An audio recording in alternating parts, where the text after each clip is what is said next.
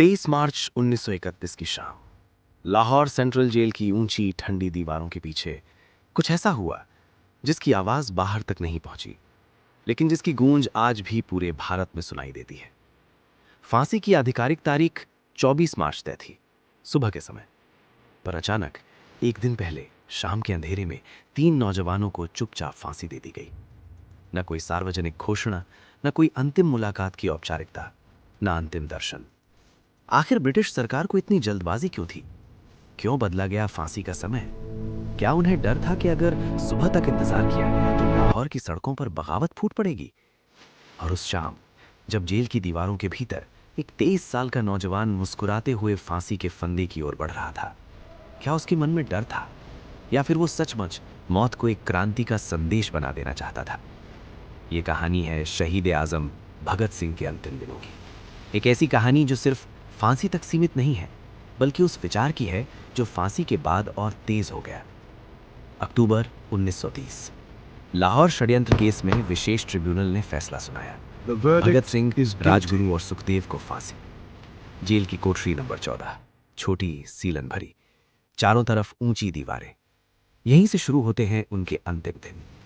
लेकिन हैरानी की बात यह है कि जहां किसी आम इंसान के लिए मौत का इंतजार डर और बेचैनी लेकर आता है, वहीं भगत सिंह के लिए यह समय पढ़ने, सोचने और लिखने का समय बन गया। उन्होंने जेल में रहते हुए इतिहास, राजनीति, अर्थशास्त्र, समाजवाद और दर्शन पर किताबें पढ़ी। Karl Marx, Lenin, Bakunin, Rousseau उनके अध्ययन का हिस्सा थे।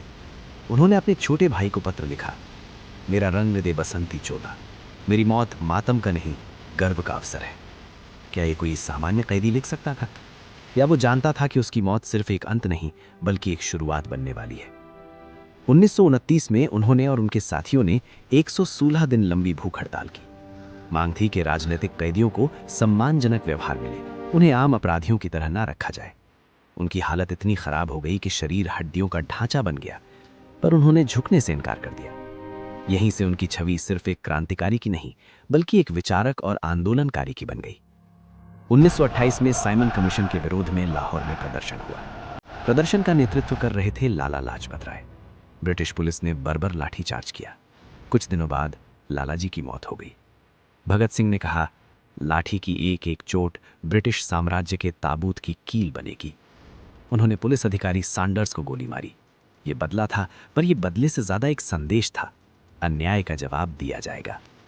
8 अप्रैल 1929 दिल्ली की सेंट्रल असेंबली में बम फेंका गया, पर बम ऐसा था जो मारने के लिए नहीं, जगाने के लिए था। भगत सिंह और बटुकेश्वर दत्त ने खुद गिरफ्तारी दी, क्योंकि वो अदालत को मंच बनाना चाहते थे। वो चाहते थे कि पूरा भारत उनके विचार सुने। उनकी आवाज थी, इनकलाब जिंदाबाद। ये नारा जेल की दीवारों से निकलकर पूरे देश में गूंज गया। जब फांसी का फैसला आया तो पूरे देश में हलचल मच गई। लाखों लोगों ने दया याचिका की मांग की। महात्मा गांधी ने भी वायसराय से मुलाकात की, पर अंग्रेज सरकार अडिग रही। ब्रिटिश सरकार उन्हें एक उदाहरण बनाना चाहती थी। 23 मार्च 1931 फांसी सुबह होनी थी, पर अचानक आदेश आया शाम 7:30 बजे। कहा जाता है कि जब उन्हें बताया गया कि समय आ गया है, तो भगत सिंह किताब पढ़ रहे थे। उन्होंने मुस्कुराकर कहा, एक क्रांतिकारी दूसरे क्रांतिकारी से मिल रहा है। वो खुद फांसी के तख्ते तक चले। राजगुरु और सुखदेव उनके साथ थे। तीनों ने मिलकर नारा लगाया, इनकलाब जिंदाबाद, और फंडा खींच दिया गया। ब्रिटिश सरकार ने उनके शव परिवार को नहीं दिए। रात के अंधेरे में फिरोजपुर के पास सतलुज नदी किनारे चुपचाप अंतिम संस्कार किया गया। जब गांव वालों को पता चला तो अधजली चिताओं से अस्थियां निकालकर पूरे सम्मान के साथ अंतिम संस्कार किया गया। ये सिर्फ 3 युवकों की मौत नहीं थी, ये एक विचार की अमरता थी। अपने अंतिम पत्र में भगत सिंह ने लिखा, मैं महत्वाकांक्षा, आशा और जीवन के प्रति आकर्षण से भरा हूं, पर आवश्यकता पड़ने पर सब कुछ त्याग सकता हूं। उन्होंने खुद को नास्तिक बताया, पर मानवता में विश्वास रखा। उनका लेख मैं नास्तिक क्यों हूं आज भी युवाओं को सोचने पर मजबूर करता है।